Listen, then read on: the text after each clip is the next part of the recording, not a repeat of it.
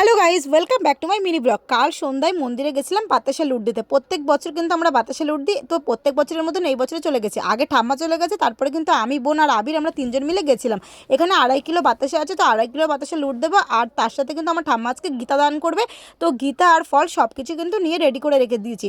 তো এখন যে সন্ধ্যে আরতিটা হবে আর কিছুক্ষণ পর, এটা জাস্ট চোখ জুড়ানো একটা অসাধারণ আরতি হয়। তো এই আরতিতে আমার ঠাম্মা যা নেচেছে, আর আরতিটা কত সুন্দর হয়েছে তোমরা চলো দেখে নাও।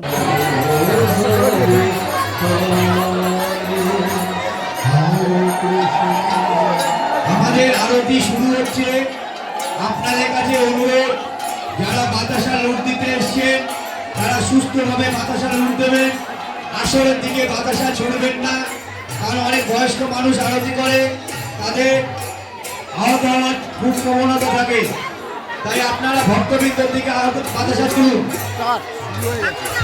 আপনাদের বলা হবে যে বাইরের দিকে বাতাসা ছুটতে না, যাদের বাতাসা ছোড়ার ইচ্ছা হবে আসরে চলে যান। আসরের দিকে বাতাসা ছুটবেন না। আপনাদের বারবার বলা হচ্ছে আসরের দিকে বাতাসা ছুটবেন না, আসরের দিকে বাতাসা ছুটবেন না। বারবার বলা হচ্ছে আসরের দিকে বাতাসা ছুটবেন না। ভক্তবৃন্দের দিকে বাতাসা ছুটুন। যে সমস্ত ভক্তবৃন্দ বসে আছে তাদের দিকে বাতাসা ছুটুন।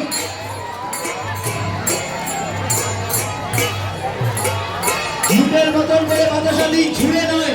লুটের মতন করে বাতাসা দিন, ছুড়ে নয়। বাতাসাটা লুটের মতন করে দিন। আসরের দিকে বাতাসা ছুড়বেন না।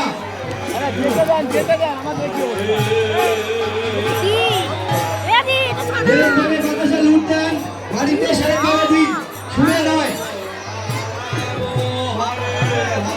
আসরের দিকে বাতাসা ছুড়বেন না। আপনারা বড় বড় শুনছেন না, আমরা বাধ্য হবো বাতাসা লুট বন্ধ করে দিতে। আসরের দিকে বাতাসা ছুড়বেন না, আসরের দিকে বাতাসা ছুড়বেন না। বারবার বলা হচ্ছে।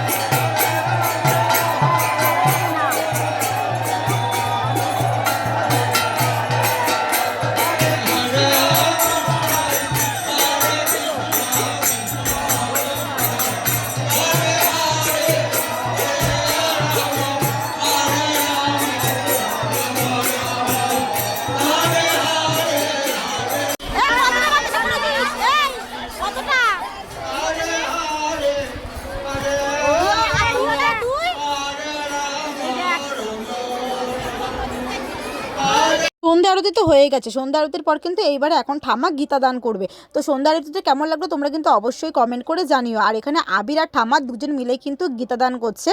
এইটা নাকি একটা খুব পুণ্যের কাজ। তো আমার ঠাম্মা কিন্তু এখানে একটা পুণ্যের কাজই করছে, প্রত্যেক বছর কিন্তু গীতা দান করে। তো আজকের মিনি ব্লগটা কেমন লাগলো অবশ্যই জানিও। ভালো লাগলে কিন্তু লাইক, কমেন্ট, শেয়ার অ্যান্ড চ্যানেলটা সাবস্ক্রাইব করতে ভুলো না। দেখা হচ্ছে নেক্সট কোনো ভিডিওতে। টাটা।